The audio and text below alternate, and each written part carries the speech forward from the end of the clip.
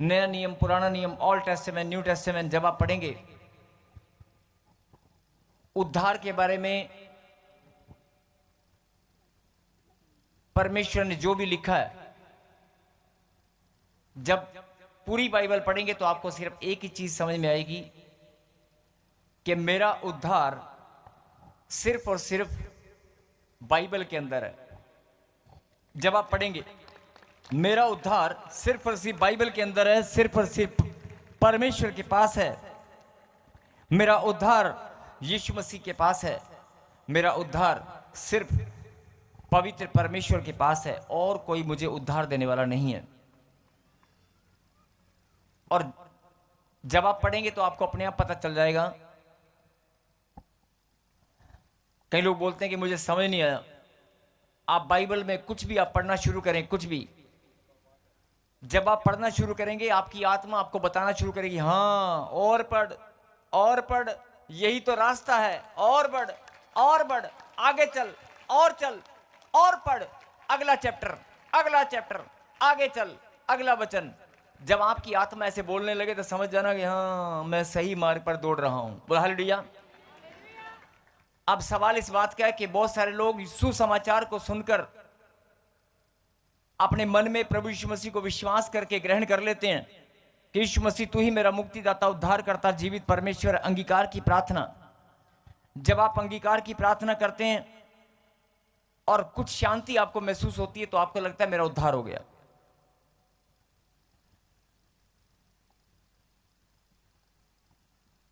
आपको लगता है कि मेरा उद्धार हो गया। और बहुत सारे लोग, जरा ध्यान से सुनना, जो बहुत लंबे समय से प्रभु में हैं, बहुत लंबे समय से प्रभु में हैं, लेकिन उनके घर में अगर कोई समस्याएं, कोई प्रॉब्लम अभी भी घूम रही हैं, तो बड़ा गंभीर विषय है कि आप प्रभु को जानते हैं, उद्धार का संदेश आप जानते हैं, उद्धार आपका हो चुका है, आपने अंगीकार की प्रार्थना की है, लेकिन फिर भी आपके घर में जो होना चाहिए वो नहीं है। और आप दूसरों को देखते हैं जो प्रभु के नाम को नहीं जानते, आप उनके घरों को देखते हैं कि उनके पास पैसा भी है, धन दौलत है, मान सम्मान है, उनके रिश्ते ब्लेस हैं, वो लोग विदेश में जाते हैं। हमारे बच्चों का विदेश का काम नहीं बना, लेकिन वो लोग विदेश की यात्रा करके सारा परिवार घूम कर भी आ चुका है। जब आप दूसरों को देखते हैं कि यार उन्होंने एक छोटा सा काम खोला था और उनके घर में इतनी सारी ब्लेसिंग आ गई, मैं 4-4 काम खोल के भी ब्लेसिंग, पैसा नहीं बढ़ पा रहा है, बरकत नहीं आ पा रही है। मैं उन लोगों की बात कर रहा हूं जो लोग प्रभु में आने के बाद ऐसा सोचते हैं, या जिनको महसूस होता है मेरे घर में अभी बरकत क्यों नहीं है। और जो प्रभु को नहीं जानते वो हमसे आगे क्यों हैं, वो आगे हो या पीछे, लेकिन वो भी खुदा की संतान है। बोलो आमीन। और उनका आगे होना या पीछे होना, ये सब खुदा की योजना और खुदा का न्याय है। बोलो आमीन। ये सब खुदा की योजना और खुदा का न्याय है। जब कभी लंबा समय होगा तो इस बात पर हम चर्चा करके समझ सकते हैं, लेकिन आज समय प्रभु के वचन का है, इसलिए मैं आपका ध्यान इस बात पर लेकर आना चाहता हूं कि जो आपका उद्धार हो चुका है, आपको लगता है कि हो चुका है, और बहुत सारे लोगों को लगता है कि नहीं हुआ। ये प्रभु ने एक वचन आपको दिया, उस वचन को आज पढ़ेंगे, और जब हम इस वचन को पढ़कर सुनेंगे तो अपने आप ही आत्ममंथन, आत्मिक विश्लेषण, स्पिरिचुअल एनालिसिस, मतलब आप अपनी आत्मा में झांक कर अपने आप करके देखना, अपने आप आपको पता चलेगा कि हम किस जगह पर खड़े हैं, हम कहां पर खड़े हैं, या कहां हमसे गलती हुआ। मैं चाहता हूं कि प्लीज अगर नींद आ रही है तो आप जाग जाएं, आपका ध्यान इधर उधर है तो अपने ध्यान को केंद्रित करें, एक दूसरे को हाथ लगाकर फिर से कहें जागते रहो। निकालें लैब व्यवस्था और लैब व्यवस्था के बाद वचन निकालें 26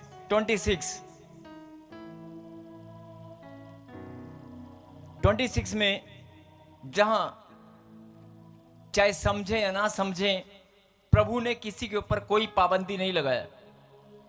कहीं हालेलुया। हालेलुया। अब कई लोग सोच रहे होंगे आज्ञा उल्लंघन का दंड और उद्धार का संदेश से क्या लेना देना है? आज्ञा उल्लंघन का दंड और उद्धार का संदेश से लेना देना क्या है? और मैं फिर बोल रहा हूं कि जिनके बच्चे इधर उधर घूम रहे हैं, हर एक माता पिता को चाहिए कि अपने बच्चों को कंट्रोल करें। वचन के समय बहुत सारे छोटे छोटे बच्चे इधर उधर घूमने लग जाते हैं या कहीं जाने लगते हैं। अपने बच्चों के अंदर आप शिक्षा डालें, यह भी आज्ञा उल्लंघन है, ये भी आत्मिक गलतियां हैं। अपने बच्चों को अगर आप वचन के समय या प्रभु के घर में आकर आप कंट्रोल करना नहीं जानते हैं, मैं इसलिए नहीं बोल रहा हूं कि यहां चर्च में बहुत सारे बच्चे शरारत कर रहे हैं, नहीं, ये संदेश है।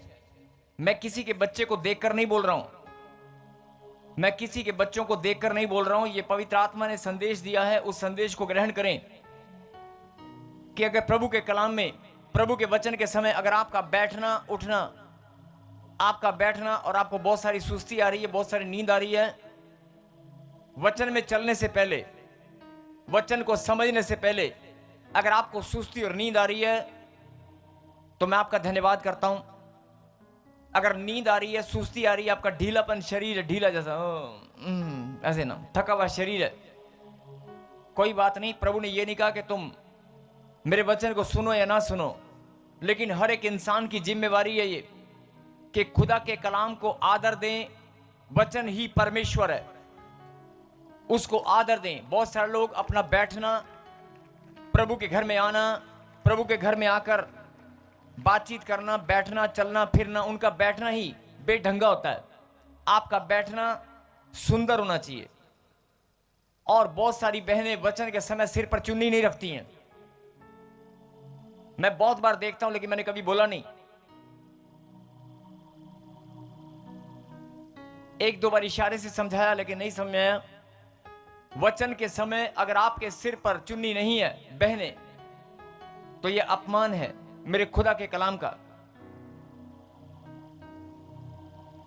और अगर प्रभु के घर में परमेश्वर के पास आप आते हैं, आपके कपड़े बेढंगे हैं, परमेश्वर ने यह नहीं कहा कि तुम क्या पहनोगे और क्या खाओगे और क्या पियोगे, तुम्हारा खाना पीना कैसा भी हो, तुम्हारा पहनना कैसा भी हो। जो मैं बोल रहा हूं जरा एक एक बात को गहनता से अध्ययन करना और सुनते रहना। प्रभु ने कुछ नियम, कुछ चीजें प्रभु ने ठहराई हैं। जैसे आपके माता पिता हैं, अगर घर में बच्चे शरारतें करते हैं, चादर इकट्ठा कर देते हैं, गद्दे या सोफे के कपड़े उठाकर फेंक देते हैं, इधर उधर शरारतें करते हैं, या कागज फाड़ देते हैं, या पेंसिल लेकर दीवारों पे पेंटिंग करते हैं, एक बार समझाएंगे, दो बार समझाएंगे, तीसरी बार क्या होता है, उनके थप्पड़ लगाकर समझाते हैं कि नहीं, समझाते हैं कि नहीं। परमेश्वर ने कहा कि तुम मेरी संतान हो और तुम बड़े हो, तुम बच्चे नहीं हो, लेकिन मेरे लिए बच्चे हो। अगर तुम गलतियां करोगे तो मैं भी तुम्हें समझाऊंगा, एक बार नहीं, दो बार नहीं, बार बार समझाऊंगा। लेकिन आज जो समझाना है परमेश्वर का, वो इसलिए है क्योंकि आप 10 साल से, 2 साल से, 3 साल से, 4 साल से आप रो रहे हैं, मेरा काम नहीं बना, मेरा काम नहीं बना, मेरे बच्चे ने नशा करना नहीं छोड़ा, मेरे घर में शादी का माहौल अभी तक क्यों नहीं बन पा रहा है, रिश्ता क्यों नहीं हो पा रहा है, मैं कोर्ट केस से बाहर क्यों नहीं आ पा रही हूं। ध्यान से सुनना एक एक शब्दों को। प्रभु में आने के बाद भी अगर आप रो रहे हैं, प्रभु में आने के बाद भी अगर आपके घर में शांति नहीं है, प्रभु का नाम आप सिमरन करते हैं, प्रभु के नाम को आप अपने दिल में बसाकर घूमते हैं, आप सीना फुलाकर बोलते हैं मैं परमेश्वर के संतान हूं। अगर आप सीना फुलाकर बोलते हैं कि मैं परमेश्वर के संतान हूं, लेकिन फिर भी आपके घर में ब्लेसिंग नहीं है, आपके घर में लड़ाई और झगड़े का माहौल है, अगर आपके घर में जो चीजें आज होना चाहिए था वो नहीं है, आप इतना कमा कमा कर थक चुके हो, आपके घर में कम से कम 2 गाड़ियां होना चाहिए था, लेकिन आज साइकिल या मोटरसाइकिल भी नहीं है। और अगर गलती से ली थी या कोई गाड़ी आपने ली तो वो बैंक वाले लूट कर ले गए। अरे तेरी दी हुई आशीषों को कोई कैसे छीन सकता है। छोटी छोटी बातों में अभी हम अगर ऐसे बार बार छोटे छोटे एग्जाम्पल में लूंगा तो बहुत समय लगेगा, इसलिए कम शब्दों में गहरी बात सुने और समझें। आपके घर में जो नुकसान होते हैं, आपके घर में जो नुकसान होते हैं, जो चीजें ब्लेसिंग आपको नहीं मिल पा रही हैं, या जो काम आपके नहीं बन पा रहे हैं, या शरीर में जो बीमारियां घुसकर बैठ गई हैं। आप छोटा सा बच्चा जब धरती पर जन्म लेता है, परमेश्वर ने किसी की किडनी खराब नहीं किया, परमेश्वर ने किसी का किडनी, 2 किडनियों में से एक, कभी देखा आपने किसी का एक किडनी बनाकर बच्चा भेज दिया, एक हाथ बनाकर भेज दिया?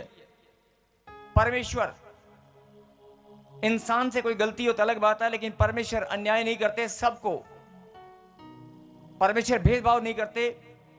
उसने आपको शुगर के साथ पैदा नहीं किया, उसने आपको बीपी की प्रॉब्लम, शुगर की प्रॉब्लम, टाइफाइड, काला पीलिया, पत्थरियों के साथ पैदा नहीं किया।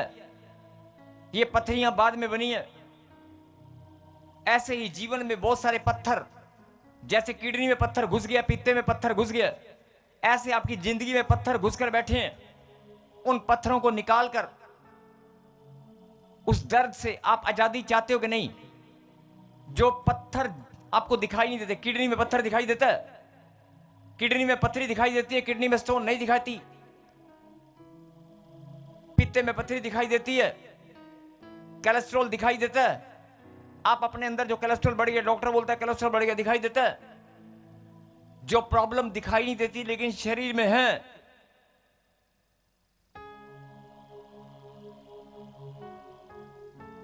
वो प्रॉब्लम आपके जीवन में, आपके घर में जहां से घुस गई हैं, इसका कारण क्या है? आप दिन रात प्रार्थना में लगे हैं, 4 साल, 5 साल, 10 साल से आप दिन रात प्रार्थना में लगे हैं। आपके बच्चे कहना नहीं मानते, चर्च नहीं आते, प्रार्थना नहीं करते, कोई बात नहीं, लेकिन आप तो लगे हैं। अगर आप प्रार्थना में लगे हैं, आप दिन रात परमेश्वर की महिमा करने में लगे हैं, लेकिन फिर भी अगर कोई आपके जीवन में ब्लेसिंग नहीं आ पा रही है, तो थोड़ा सा इस वचन पर ध्यान दें और कुछ गहरी बात को समझना होगा। क्यों समझना होगा? क्योंकि जो 10 साल, 15 साल से आप प्रार्थना करते आ रहे हैं, और मैंने अभी 1 महीने या 2 महीने से मैं लगातार भविष्यवाणी कर रहा हूं कि इसी वर्ष में प्रभु आपको आशीष देंगे, इसी वर्ष में परमेश्वर आपको आशीष देंगे। मैं कोई सपने नहीं बेच रहा हूं। जैसे किसी इंसान को एक सपना दिखा दो, ले बेटे ये सपना और ये 3 महीने बाद पूरा हो जाएगा, या कोई झूठी भविष्यवाणी हम लोग नहीं करते हैं। हम खरी बात, खरा उपदेश जो प्रभु ने आपके लिए भेजा है, वो आप तक पहुंचाते हैं। इसलिए जिनके घर में प्रॉब्लम है, समस्याएं हैं, आप प्रार्थना में कमजोर हैं, आप समस्या में जो भी है, लेकिन इस बात पर ध्यान दें कि जो भी प्रॉब्लम जितने भी लंबे समय से चलती आ रही है, परमेश्वर ने क्या वायदा किया? परमेश्वर ने भविष्यवाणी की है कि मैं इसी वर्ष में तेरे मस्तक को ऊंचा करूंगा। लेकिन ताली दोनों हाथों से बजती है, एक हाथ से नहीं। परमेश्वर ने तो ठान लिया है, आपको भी ठानना पड़ेगा कि मैं अपनी आशीष लेकर ही रहूंगा। अगर परमेश्वर ने देने का वायदा किया और इसी साल में टाइम फिक्स, आपका टाइम फिक्स कर दिया कि इसी साल में मिलने वाली है 2 महीने के अंदर, तो आप भी अपने आप को ऐसा तैयार करो कि आप भी अपने आप को ऐसा तैयार करें कि मैं अब कोई गलती नहीं करूंगी, मैं भी अब कोई गलती नहीं होगा, शैतान को कोई मौका नहीं दूंगा। 4 साल से, 3 साल से मैं प्रार्थना भी करता था, लेकिन कोई ना कोई स्पिरिचुअल मिस्टेक, कोई ना कोई आत्मिक गलती मुझसे हो जाया करती। अगर होती है तो मैं अपनी आत्मिक गलतियों को ढूंढूंगा, मैं ध्यान दूंगा, लेकिन मैं आत्मिक गलती नहीं करूंगा। और मैं मान लूंगा जो बातें हैं ही नहीं, जो बातें है ही नहीं, मानो यस, जो आशीष मेरे पास आज तक नहीं आई, वो मान लूंगा इसी वर्ष में आएगी। आमीन।